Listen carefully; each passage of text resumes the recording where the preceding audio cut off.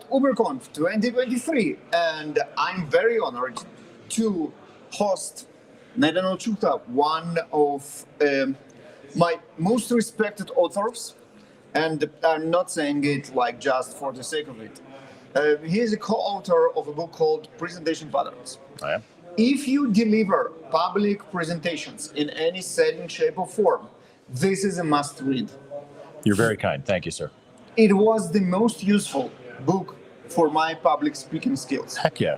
Yes. I'm delighted to hear thank you that. I for really am. Thank you very much. It's a pleasure to be here, my friend. Always.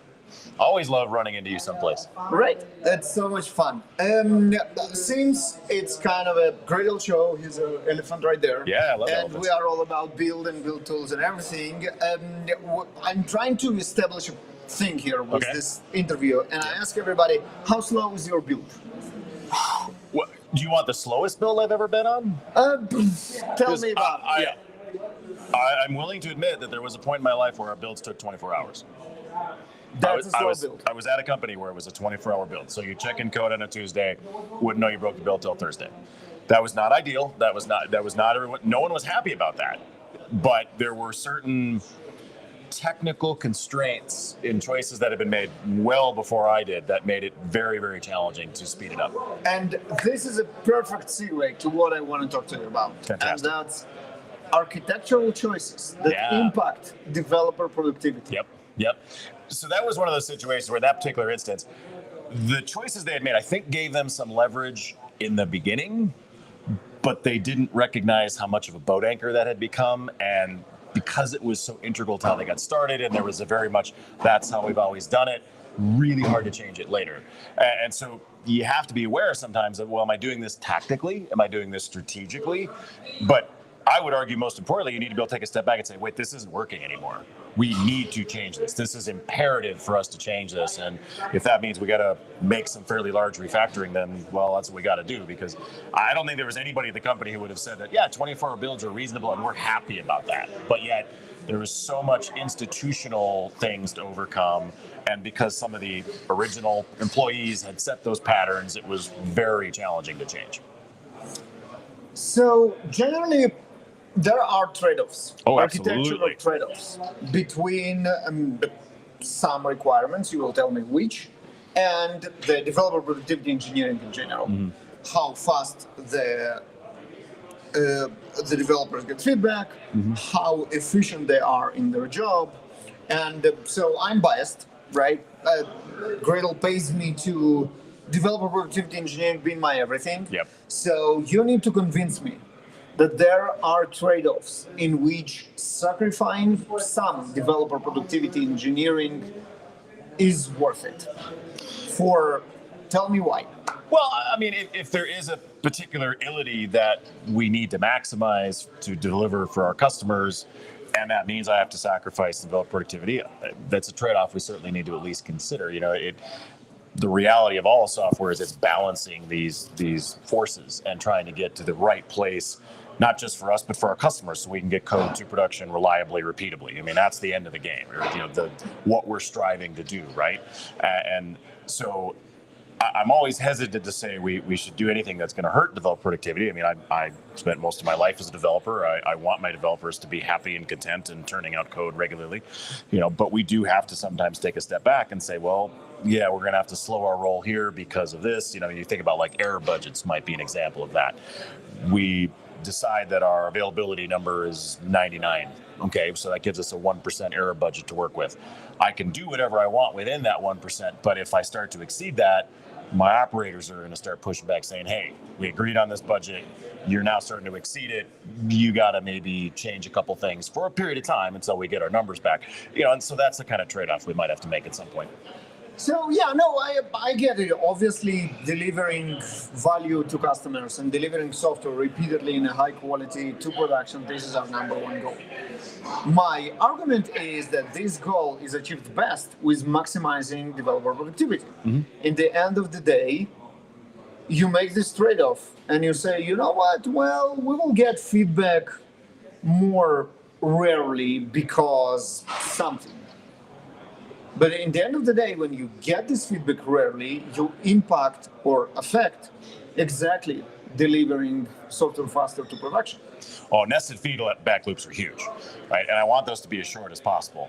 It's been interesting to me to see that shift from developers' perspective. If you think about our source code management tools, so I'm sure, like me, you used a tool other than Git at some point in your life, right? And there were some consequences to those tools versus what Git allows us to do. One of the things I love about Git is I can do a little bit of work and I can make a checkpoint.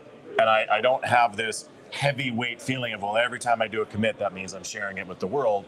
I have more control over that than I would with other tools. And so it changes the way you develop.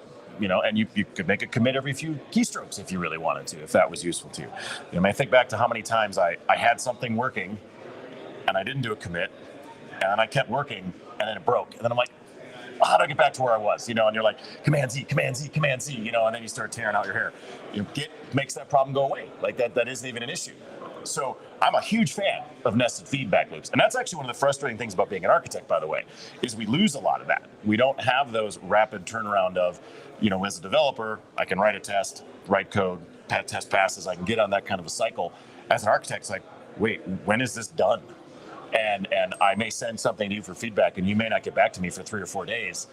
So it's a bit of an adjustment, to say the least, when you switch into that role. We need a new discipline. We need architecture,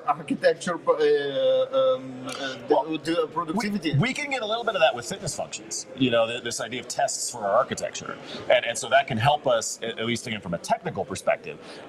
That doesn't necessarily apply to some of the artifacts that we create, or unfortunately some of the meetings and whatnot we have to deal with. But that comes with the paycheck, as my boss is fond of telling me. So that's part of the trade-off there too. When you get into that role of the sort of technical big picture, there's other things that come along with that. We need a discipline, architect productivity engineering. Well, we should talk about that. Offline. You and I'll figure that out. How can we make architects more productive? I love that idea. I don't know how you can shorten the more espresso. Really. Can we get more espresso? That might help. That always helps, right? So that's I spoke with Ken Cousin. Yeah. That was like, developer productivity engineering is not a thing. You invented it for your bullshit Gradle marketing, which is, I loved it. It was great conversation. And I was like, and so what is it? And he's like, it's just developer productivity. And I'm like, no. Good coffee machine is developer productivity. That's a fair point. Faster feedbacks is developer productivity engineering. Fair point. Yes. So architect productivity is definitely about coffee. Sure. Shorten the feedback loops. We need to think, how can we do that? One of the things I've been thinking a lot about lately is this idea of applying marginal gains to software. Yes. So this concept comes out of, cycling was the first place that I'd ever heard about this, and it was, I guess, the British cycling team started figuring out that, if you could make a bunch of 1% improvements, that would add up to a much better cyclist, right? Yeah. And so they use that as a way of going from having never won a gold medal to have won tons of medals, and they dominated the Tour de France for many years. And so that same concept applies to our world too. If you can make little 1% improvements in your day, and one of my sort of, I guess, hobby horses is getting developers to understand that you have keyboard shortcuts. Use them, learn them. And all of your tools have them.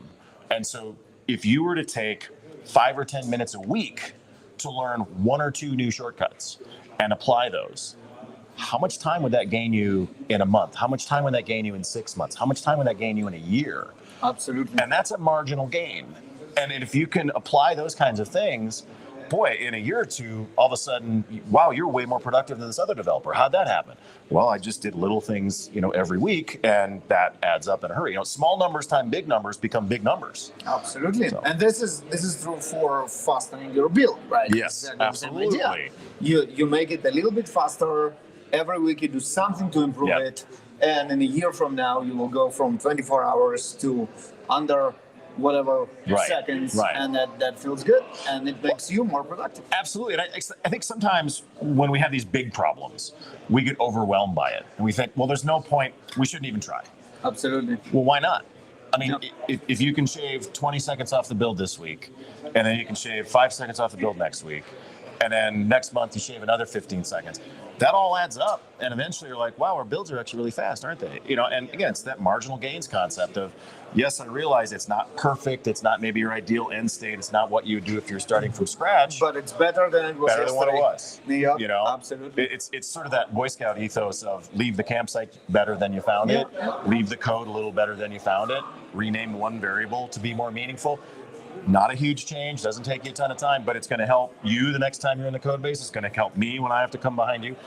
Just little things like that add up in such a big way. Absolutely. And it's generally the continuous improvement notion of what we are doing every day with everything. It's exactly that. Right, so you start with minimal valuable product, and it might be not perfect, but you know you're going to improve it, Absolutely. and then you improve it, and at the end of the day, you have something much better. Right. Yeah. Right. Yep. So, I'm a big fan. That was insightful. Thank you very much, Nick. My pleasure, my friend. Anytime. And that was the first time out of many. We will do this a lot. Heck yeah, love it. Thank you all very Cheers. much, and see you in next episodes of Build Propulsion Lab.